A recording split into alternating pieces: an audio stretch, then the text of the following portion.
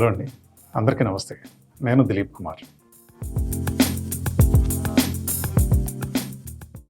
మనం ప్రీవియస్ ఎపిసోడ్లో we have discussed about the false ceiling framing and a little bit about lighting. దాన్నే మనం continue చేద్దాం. Falls సీలింగ్లో ఏ రకమైనటువంటి ప్రికాషన్స్ మనం తీసుకుంటూ ఫాల్స్ సీలింగ్ వర్క్ని ఎగ్జిక్యూట్ చేసుకోవాలి, ఆ ఫాల్స్ సీలింగ్లో ఉండేటువంటి different type of false ceiling works ఏమేమి ఉన్నాయి అనే విషయాలు కూడా మనం ఇప్పుడు తెలుసుకునే ప్రయత్నం చేద్దాం. ఫాల్స్ సీలింగ్ వర్క్ అనేది it enhances the internal ambience of every room of the house. మన ఇంటి నిర్మాణంలో ఇదొక అత్యంత ప్రాధాన్యత కలిగిన అంశం. ఇది it's a part of interiors. యాక్చువల్గా మనము ఫాల్స్ సీలింగ్ లేకుండా కూడా డైరెక్ట్గా మనం ఏదైతే స్లాబ్ వేసామో అదే స్లాబ్ని డైరెక్ట్గా ప్లాస్టరింగ్ చేసుకుని అదే ఫినిషింగ్ తోటి ఫైనల్గా మనం పుట్టి పెయింటింగ్ అంతా వర్క్ చేసుకుని కూడా యూటిలైజ్ చేసుకోవచ్చు. కానీ ఆ రూమ్ యొక్క యాంబియన్స్ ఎన్హాన్స్ కావాలి అంటే దానిలో మనం ప్రొవైడ్ చేసేటువంటి లైటింగ్, అలాగే ఆ ఫాల్స్ సీలింగ్లో మనం వినియోగించేటువంటి ఐటమ్స్, డిఫరెంట్ ఐటమ్స్ వల్ల ఆ రూమ్ యొక్క యాంబియన్స్ కానీ ఆ రిచ్నెస్ కానీ అదంతా ఎన్హాన్స్ అయ్యే అవకాశం ఉంటుంది. And it gives immense pleasure. అలాగే ఆ ఇంటీరియర్స్ కూడా దానికి యాడ్ ఆన్ అయినప్పుడు ఆ రూమ్ అనేది చాలా గ్రాండ్గా మనకు కనిపిస్తుంది. అలాగే మనకి ఆ లైటింగ్ అనేది కూడా సఫిషియెంట్గా ప్రొవైడ్ చేసుకోగలుగుతాం కనుక ఒకవైపు లైటింగ్ ఉండి ఒకవైపు లైటింగ్ లేకుండా డల్గా లేకుండా ఆ ఫోకస్ అది కూడా యూనిఫామ్గా రూమ్లో స్ప్రెడ్ అవ్వటం వల్ల ఇల్యూమినేషన్ అంతా మనకి ఆ ప్లెజెంట్ అంబియన్స్ అపీరెన్స్ అనేది ఎన్ష్యూర్ చేసుకోగలుగుతాం.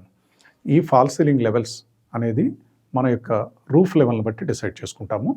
దాని ప్రకారంగా మన యొక్క బెడ్ పొజిషన్, కింద మనం కాట్ ఎక్కడ వేసుకుంటున్నాము, అలాగే రూమ్లో మనం కబోర్డ్స్ ఎలా పెట్టుకుంటున్నాము అనేది కూడా మనం ఆల్రెడీ డిసైడ్ చేసి పెట్టుకుంటాము. ఆ యొక్క కబోర్డ్ పొజిషన్స్ అనేవి సాధారణంగా మనం సౌత్ లేదా వెస్ట్ వాల్స్లో మనము సాధారణంగా కబోర్డ్స్ అనేవి ప్రొవైడ్ చేసుకుంటాము. అలాగే డ్రెస్సింగ్ టేబుల్ లేదా డ్రెస్సింగ్ మిర్రర్ అలాంటి అరేంజ్మెంట్స్ అనేవి మనము ఐదర్ ఈస్ట్ ఫేసింగ్ లేదా నార్త్ ఫేసింగ్ వైపు ఉండేటట్టుగా చూసుకుని ప్రొవైడ్ చేసుకుంటాం. అయితే ఈ ఫాల్స్ సీలింగ్ లెవెల్ డిసైడ్ చేసుకున్న తర్వాత మనకు అక్కడ ఫ్యాన్ పాయింట్ అనేది ఒకటి ఉంటుంది. రూఫ్లో సీలింగ్ ఫ్యాన్ ప్రొవిజన్ అనేది మనం ఇస్తాము. ఆ ceiling fan provision based on our cot position, మనం ఎక్కడైతే బెడ్ అనేది ఏర్పాటు చేసుకుంటామో ఆ యొక్క ప్లేస్లో అది రైట్ పొజిషన్లో ఉండేటట్టుగా చూసి డెసిషన్ తీసుకుని ప్రొవిజన్ మనం చేసుకోవాల్సి ఉంటుంది. అలాగే ఏసీ ప్రొవిజన్ అనేది కూడా మనము ఆ యొక్క రూమ్ డైరెక్షన్స్లో మనకి అంటే ఏసీ ప్రొవిజన్ చేసుకునేటప్పుడు మనం చూసుకోవాల్సింది ఏంటంటే రూమ్ సైజుకు తగినటువంటి కెపాసిటీ కలిగినటువంటి ఏసీని ప్రొవైడ్ చేసుకోవడం ఒకటి, అలాగే ఆ ఏసీ నుండి వచ్చేటువంటి వేస్ట్ వాటర్ ఏదైతే ఉంటుందో ఆ ఏసీ వాటర్ని డ్రైన్ అవుట్ చేసుకోవడానికి ప్రాపర్గా ఫెసిలిటీ అనేది ఏర్పాటు చేసుకోవడం అనేది ఒకటి చూసుకోవాలి. ఇంకొకటి ఏసీ అవుట్డోర్ యూనిట్ ఎక్కడ ఫిక్స్ చేసుకుంటాము, ఫ్యూచర్లో మెయింటెనెన్స్ వచ్చినప్పుడు దాని యొక్క కన్వీనియన్స్ ఎలా ఉంటుంది అనేది ఆలోచించుకొని ఆ విధంగా ప్రొవైడ్ చేసుకోవాలి. ఇది కూడా మనం చూసుకోవాల్సి ఉంటుంది. అలాగే ఫాల్స్ సీలింగ్ లెవెల్ నుంచి ఏసీ పాయింట్ లెవెల్కి మినిమం డిస్టెన్స్ 14 to 15 ఇంచెస్ అనే హైట్ మనం మెయింటైన్ చేసుకునే విధంగా మన యొక్క ఫాల్స్ సీలింగ్ లెవెల్ని డిసైడ్ చేసుకోవాలి. మనము సాధారణంగా ఇండిపెండెంట్ హౌసెస్లో రూఫ్ టాప్ను అంటే floor top to floor top level అనేది అంటే ఫ్లోరింగ్ టాప్ లెవెల్ నుంచి ఫినిష్డ్ ఫ్లోర్ టాప్ లెవెల్ అది ఫస్ట్ ఫ్లోర్ కనుక మనం తీసుకున్నట్లయితే మినిమం 10.5 feet అనేది మనం ప్రొవైడ్ చేసుకుంటాము. 10 feet floor to roof level అనేది క్లియర్గా ఉండేటట్టుగా మనం చూసుకుంటాం. ఆ యొక్క రూఫ్ లెవెల్ ఎప్పుడైతే తగ్గిందో అప్పుడు మనకి ఇన్కన్వీనియన్స్ అది పెరుగుతుంది. That is in terms of designs. False సీలింగ్లో కనుక మనము స్టెప్స్ తీసుకుని ఆ కన్సీల్డ్ లైటింగ్ అనేటువంటి ప్రొవిజన్ కనుక మనం ఏర్పాటు చేసినట్లయితే ఆ హైట్ అనేది మనము కంపల్సరీగా మినిమం ఒక 6 inches లేదా 4 inches అనే హైట్ మనము ఆ స్టెప్ తీసుకునేటప్పుడు ఇవ్వవలసి ఉంటుంది. సో ఈ కన్సీల్డ్ లైటింగ్ కోసం మినిమం 4 inches తీసుకోవాల్సి ఉంటుంది. అలాగే సీలింగ్లో ప్రొవైడ్ చేసేటువంటి లైట్ ఫిట్టింగ్స్ ఏవైతే ఉంటాయో వాటికి కూడా సఫిషియెంట్ స్పేస్ అనేది కావాలి మనకి. ఆ ఇంటర్నల్గా ఫ్రేమింగ్ అది చేసిన తర్వాత మనం రూమ్లో డిసైడ్ చేసుకున్నటువంటి విధంగా సీలింగ్లో ప్రొవైడ్ చేసేటువంటి లైట్స్, అలాగే కన్సీల్డ్ లైటింగ్ సంబంధించినటువంటి ప్రొవిజన్, హైలైటింగ్ లైట్స్ అనేవి మనం ప్రొవైడ్ చేసుకుంటాము. అదొకటి. ప్రొఫైల్ లైట్స్ అనేవి పెట్టుకుంటాము. ఆ ప్రొఫైల్ లైట్స్ కూడా మనం స్ట్రిప్ లైటింగ్ అనే విధానంలో ప్రొవైడ్ చేసుకుంటాం. సో అల్యూమినియం ప్రొఫైల్ లైట్స్ అనేవి వస్తున్నాయి మనకి. ఆ అల్యూమినియం ప్రొఫైల్ లైట్స్ ప్రొవైడ్ చేసుకుని ఆ యొక్క సర్ఫేస్ లెవెల్లోనే it will be at par with the surface of the fall ceiling. So ఆ విధంగా మనం ప్రొవైడ్ చేసుకోవచ్చు. అలాగే రూమ్ డైమెన్షన్కి తగిన విధంగా చూసుకుని సరిపడా ఇల్యూమినేషన్తో ఉండేటువంటి ఎల్ఈడి ఫాల్ సీలింగ్ లైట్స్ని కూడా మనం ప్రొవైడ్ చేసుకోవచ్చు. వాటికి సంబంధించినంత వరకు మినిమం 5 to 6 ఇంచెస్ స్పేస్ అనేది మనకు రిక్వైర్మెంట్ ఉంటుంది. సో ఆ విషయాన్ని కూడా మనం ప్రధానంగా గుర్తుంచుకోవాల్సిన అవసరం ఉంది. అలాగే కబోర్డ్స్, ఎక్కడైతే కబోర్డ్స్ వచ్చినాయో ఆ కబోర్డ్స్లో కూడా మనము డోర్ ఓపెన్ చేయగానే ఆ లోపల నుంచి ఒక స్ట్రిప్ లైట్ ఉంటుంది. ఆ లైట్ ఆన్ అవుతుంది. ఆ లైట్ ఆన్ అయ్యే విధంగా కూడా మనం ప్రొవిజన్ అనేది చేసుకోవాల్సి ఉంటుంది.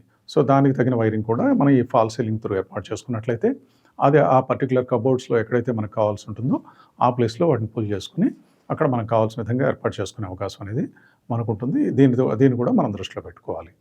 అలాగే ఫాల్ సీలింగ్లో కన్సీల్డ్ లైటింగ్ పెట్టుకోవటం, అలాగే అప్రోప్రియేట్ పొజిషన్లో ఫ్యాన్ అనేది ఏర్పాటు చేసుకోవటం, అంటే ఏసీ పవర్ పాయింట్ ఎక్కడైతే మనం ఇచ్చామో అక్కడ ఏసీ ఫిక్స్ చేసుకోవడానికి వీలుగా ఆ సీలింగ్ లెవెల్ నుంచి ఆ ఏసీ పాయింట్ వరకు మనం ప్రొవైడ్ చేసుకునే చోట ఆ ఉండవలసిన హైట్ అనేది కూడా అప్రాక్సిమేట్లీ 14 to 15 ఇంచెస్ అనేది కంపల్సరీగా ఉండేటట్టుగా చూసుకోవాలి. This works out only up to 2 tons. అది బియాండ్ కనుక 2 tons అయినట్లయితే కనుక దానికి తగిన విధంగా మనం ఏర్పాటు చేసుకోవాలి. ఇంకొక ప్రధానమైన విషయం ఏంటంటే మనం కనుక అంటే కొంచెం లగ్జరీస్గా కట్టే ట్రిప్లెక్స్ విల్లాస్లో వాటిల్లో నవేడేస్ విఆర్ఎఫ్ సిస్టమ్ అనే ద్వారా మనము ఏసీ డక్టింగ్ అనేది ప్రొవైడ్ చేసుకుని ఓవరాల్గా మనము ఎంటైర్ హౌస్కు క్యాసెట్స్ రూపంలో మనం ఏసీని ప్రొవైడ్ చేసుకునే అవకాశం అనేది ఉంటుంది. విఆర్ఎఫ్ సిస్టమ్ అనేది కనుక ప్రొవైడ్ చేసుకునేటట్లయితే ఫాల్ సీలింగ్ చేసేదానికన్నా ముందు ఈ ఏసీ పైపింగ్ కానీ ఏసీ డక్టింగ్ కానీ మనం అనేది ప్రొవైడ్ చేసుకోవాల్సిన అవసరం ఉంటుంది.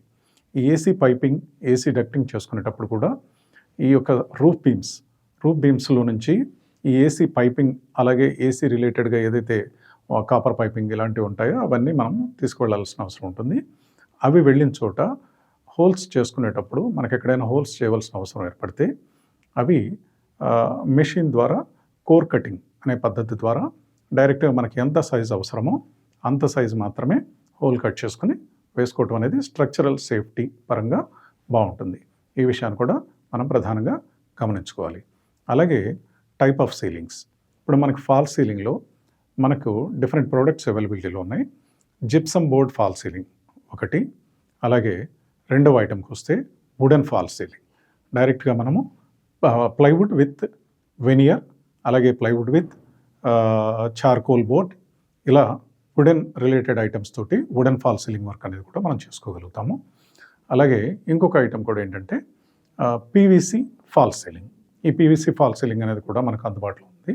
ఇలాంటి ఫాల్ సీలింగ్ ఐటమ్ కూడా మనం వినియోగించుకోవచ్చు. ఇది తక్కువ బడ్జెట్లో మనకి వుడెన్ సీలింగ్ అలాగే డిఫరెంట్ కైండ్ ఆఫ్ అపీరియన్స్ అనేది మనము ఎక్స్పీరియన్స్ చేయగలిగే అవకాశం ఉంటుంది. లోయర్ కాస్ట్ రేంజ్లో మనకి ఈ యొక్క ప్రోడక్ట్స్ అవైలబుల్లో ఉన్నాయి. సో వీటిని ప్రొవైడ్ చేసుకునేటప్పుడు కూడా మనం ఎక్కడైతే వుడెన్ ఫాల్ సీలింగ్ చేసుకోవాలనుకుంటున్నామో ఆ వుడెన్ ఫాల్ సీలింగ్ చేసుకోవాలనుకునే ఏరియాస్లో కూడా మనం ఆ లెవెల్స్ని ప్రాపర్గా చెక్ చేసుకుని ఏదైతే మనం జిప్సమ్ బోర్డ్ ఫాల్ సీలింగ్ ఏర్పాటు చేయదలుచుకున్నామో ఆ యొక్క ప్లేస్లో ఆ ఫాల్ సీలింగ్ లెవెల్స్ అనేవి కరెక్ట్గా డిసైడ్ చేసుకున్న తర్వాత దానికి సంబంధించినటువంటి ఏదైతే వైరింగ్ ఉన్నదో ఆ వైరింగ్ ప్రొవైడ్ చేసుకుని ఆ వైరింగ్ అంతా పుల్ చేసుకున్నట్టే ఆ కన్సీల్డ్ వైరింగ్ ఏదైతే మనము ఇన్సైడ్ ది ఫాల్ సీలింగ్ ఫ్రేమింగ్లో చేస్తామో అది కూడా డైరెక్ట్గా లూజ్గా వైర్స్ అనేవి పుల్ చేయకూడదు.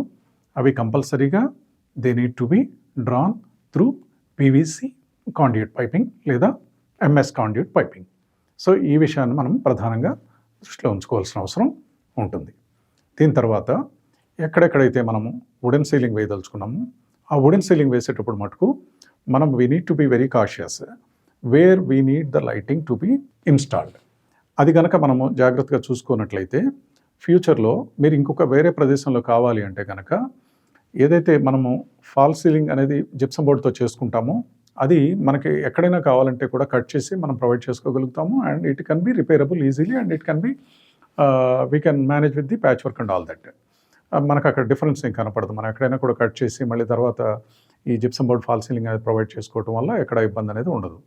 Whereas in case of wooden ceiling ఒకసారి మనం కనుక పాయింట్ మర్చిపోయి మరలా ఇంకొకసారి అదే ప్లేస్లో మనం ఇంకో చోట మనకి పాయింట్ కావాలి అని కనుక అనుకున్నట్లయితే ఏదైతే ప్లేస్లో మనం ఇచ్చామో అక్కడ అవసరం లేదు అనుకున్నట్లయితే ఆల్రెడీ హోల్ ప్రొవైడ్ చేసి మనం అక్కడ వెనియర్ అనేది కూడా కట్ చేసి పెడతాం కనుక ఆ ప్లేస్లో మనం పెట్టినప్పుడు మళ్ళీ అది జాయింట్ లాగా క్లియర్గా తెలిసిపోతూ ఉంటుంది. సో ఈ ప్రాబ్లం రాకోకుండా ముందుగానే మనం యాజ్ పర్ ప్లాన్ వర్క్ చేసుకునేటట్టుగా ప్లాన్ చేసుకోవటం అనేది అవసరం. అలాగే వుడెన్ సీలింగ్ చేసిన తర్వాత దానికి polishing wooden ceiling with veneer కనుక మనం తీసుకున్నట్లయితే వుడ్ పాలిషింగ్ వర్క్ అనేటువంటి విధానంలో ఆ యొక్క ఫైనల్ ఫినిషింగ్ అనేది మనం చేసుకోవాల్సి ఉంటుంది. So it gives rich ambience to the entire house.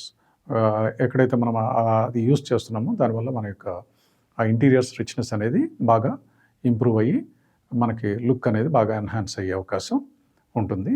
ఇది ప్యూర్లీ మన బడ్జెట్ మీద ఆధారపడి ఉంటుంది. ఈ విధంగా మనం ప్లాన్ చేసుకోవాలి. అలాగే ఫాల్స్ సీలింగ్ ఫర్ పార్కింగ్ ఏరియాస్లో కూడా మనం వుడెన్ సీలింగ్ అనే ఆప్షన్ తీసుకోవచ్చు, అంటే మన బడ్జెట్ ఆధారంగా.